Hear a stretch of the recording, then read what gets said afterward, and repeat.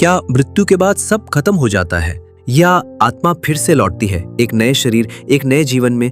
क्या आत्मा का पुनर्जन्म सच में होता है? अगर होता है तो किस आधार पर? क्या हम अपने पिछले जन्म को कभी याद कर सकते हैं? अगर आपके मन में भी ये सवाल कभी उठा है तो आज का वीडियो आपके लिए बेहद खास है, क्योंकि आज हम जानेंगे आत्मा पुनर्जन्म क्यों लेती है, इसका निर्णय कौन करता है और क्या कुछ संकेत हमें मिलते हैं कि हमने कोई पिछला जन्म जिया है। सनातन धर्म, उपनिषद, भगवद गीता और गरुड़ पुराण सभी पुनर्जन्म को स्वीकार करते हैं, लेकिन इसकी प्रक्रिया बेहद रहस्यमयी है। आइए आज इसे विस्तार से जानते हैं। नमस्कार, मैं हूं विवेक और आप देख रहे हैं क्लासिक स्टोरी, जहां हम सनातन ज्ञान और धर्म रहस्यों को सरल भाषा में आपके सामने लाते हैं। अगर आप भी हिंदू धर्म, आत्मा और ब्रह्मांडीय सत्य में रुचि रखते हैं तो हमारे चैनल को जरूर सब्सक्राइब करें, वीडियो को अंत तक देखिए।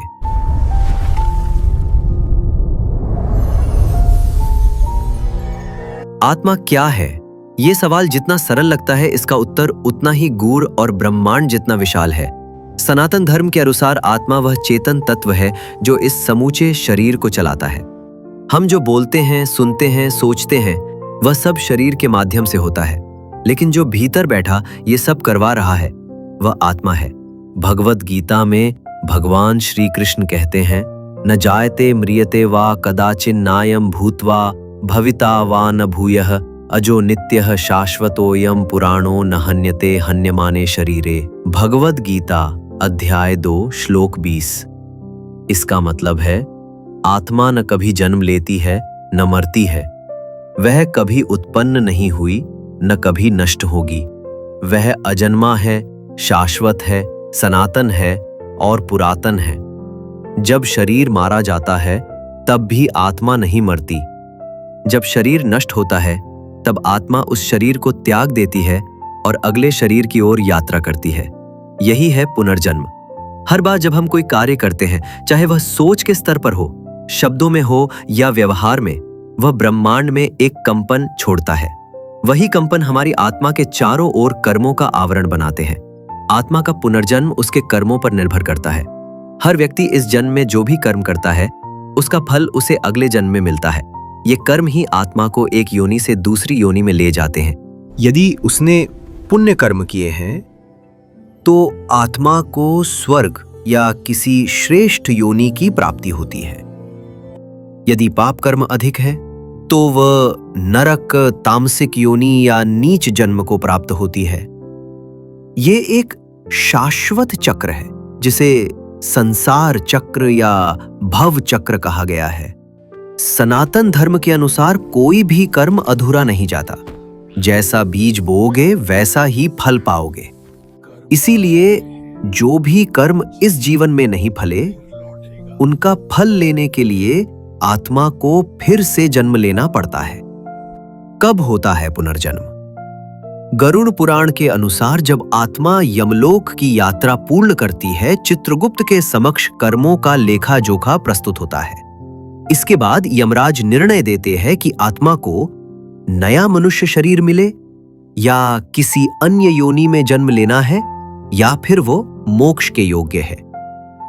पुनर्जन्म के प्रकार, आत्मा को किस योनि में अगला जीवन मिलता है। जब आत्मा यमलोक में अपने कर्मों का लेखा जोखा चित्रगुप्त के समक्ष प्रस्तुत करती है, तब यह तय किया जाता है कि उसे अगला जन्म कहां, किस योनि में और किस उद्देश्य से प्राप्त होगा।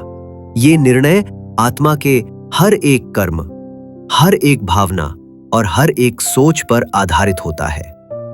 आइए विस्तार से जानते हैं वो 4 प्रमुख योनियां जिनमें आत्मा पुनः जन्म ले सकती है।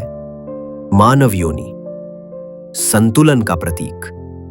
यदि आत्मा ने अपने जीवन में संतुलन बनाए रखा हो, न तो अत्यधिक पुण्य न अत्यधिक पाप, बल्कि मध्यम मार्ग, धर्म, कर्तव्य और संयम से जीवन जिया हो, तो वह आत्मा फिर से मनुष्य योनि प्राप्त करती है।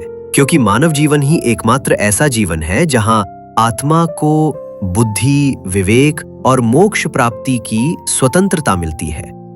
ये एक दुर्लभ अवसर है जिसे देवता भी तरसते हैं। इसलिए कहा गया है, मानव जन्म मोक्ष का द्वार है।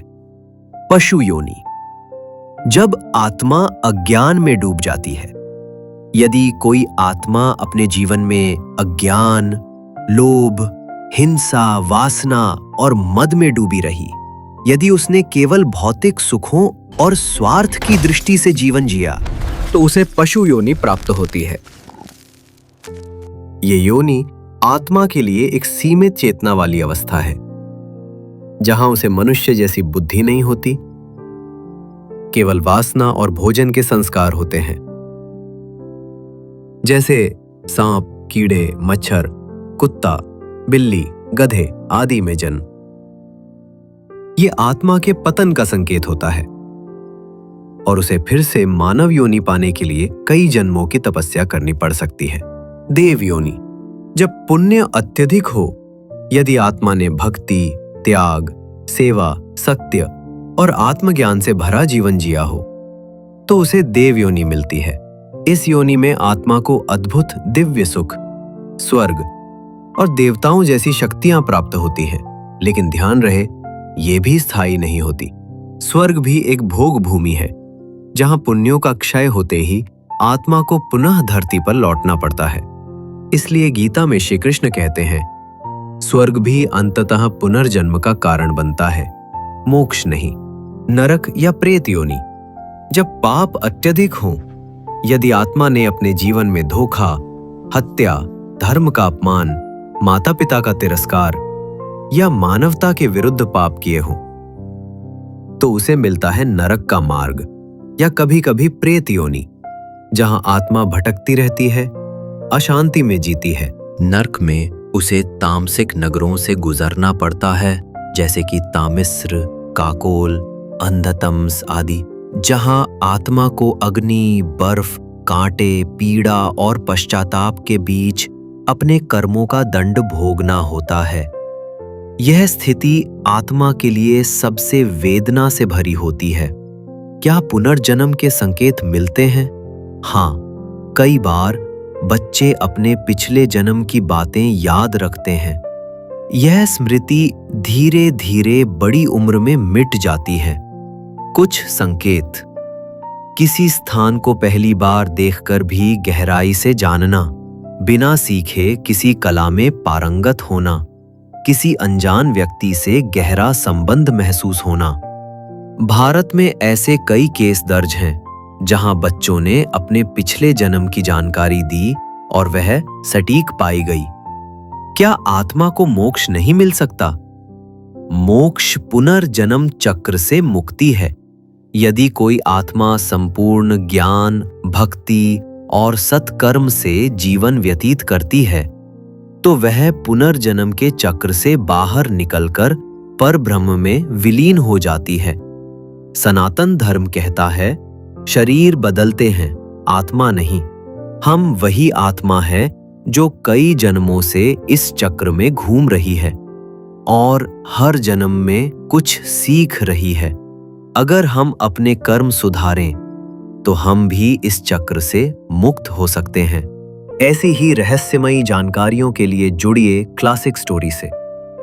वीडियो पसंद आया हो तो लाइक और सब्सक्राइब जरूर करें। यह आपके लिए तो फ्री है, लेकिन इससे हमें मोटिवेशन मिलता है आपके लिए और बेहतर जानकारी लाने की। मिलते हैं एक नई कहानी में। जय श्री राम।